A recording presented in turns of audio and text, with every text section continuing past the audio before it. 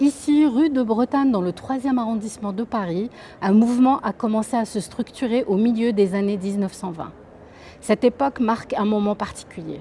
Nous sommes aujourd'hui en 2026 et ça fait 100 ans que les premières bases de l'étoile nord-africaine ont été posées. Un siècle s'est écoulé depuis les réunions discrètes qui ont pourtant ouvert une séquence politique décisive.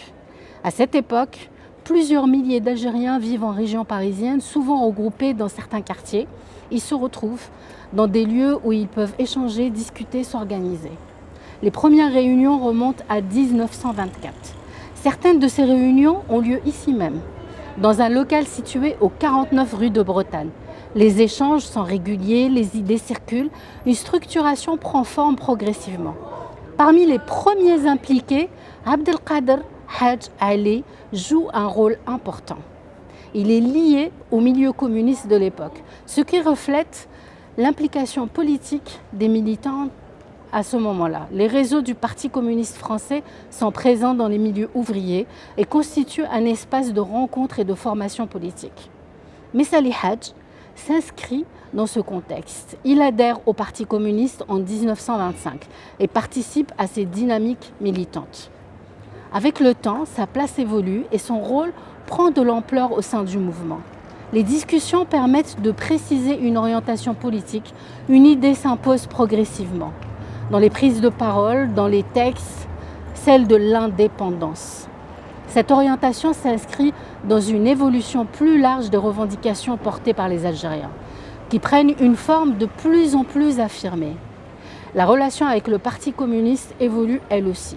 Des divergences apparaissent autour de la question coloniale, la manière d'aborder la situation de l'Algérie, les objectifs politiques à poursuivre et le rythme des transformations à envisager, qui ne sont pas perçus de la même façon.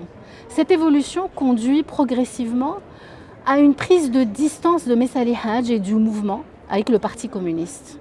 Le mouvement repose sur une organisation réelle.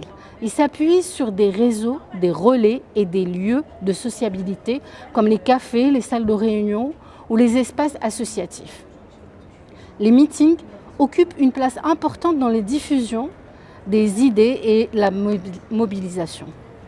L'étoile nord-africaine connaît ensuite plusieurs phases. Elle est dissoute en 1929, reconstituée en 1933, puis interdite définitivement en 1937. Cette dynamique se prolonge à travers d'autres structures, notamment le PPA, puis le MTLD et plus tard le MNA, toujours autour de la trajectoire de Messali Hadj. Cette séquence s'inscrit dans un processus plus large qui va marquer durablement l'histoire politique algérienne. Des figures comme l'émir Khaled participent également à cette évolution en amont, en contribuant à faire émerger une conscience politique qui se transforme au fil du temps. Après l'indépendance en 1962, cette histoire reste longtemps peu visible. Le rôle de l'étoile nord-africaine et celui des Messali Hadj sont progressivement remis en lumière à partir des années 1970, puis davantage encore après 88, à travers les travaux d'historiens. Aujourd'hui, rien dans cette rue ne permet d'identifier ce volet de notre histoire. Pourtant, c'est ici que se met en place une étape importante de l'indépendance algérienne, à travers un processus progressif construit dans l'immigration et porté par des hommes qui ont formulé une idée et appelé à transformer durablement l'avenir de leur pays. Ces vidéos sont une manière de revenir sur ces lieux, de les remettre en lumière, de suivre ces traces discrètes dans ces lieux. Et cette histoire ne s'arrête pas ici. L'étoile nord-africaine mérite qu'on prenne le temps. Il y a encore beaucoup à dire, beaucoup à apprendre et surtout beaucoup de lieux à explorer. D'autres rues, d'autres villes, des lieux d'engagement, mais aussi des lieux d'enfermement, là où Messali Hadj a été emprisonné, surveillé, contraint au silence. Revenir ici, c'est une première étape. La suite se trouve ailleurs et elle reste à raconter. Continuez à nous suivre et à nous encourager et surtout n'oubliez pas de vous abonner, de liker et de nous suivre.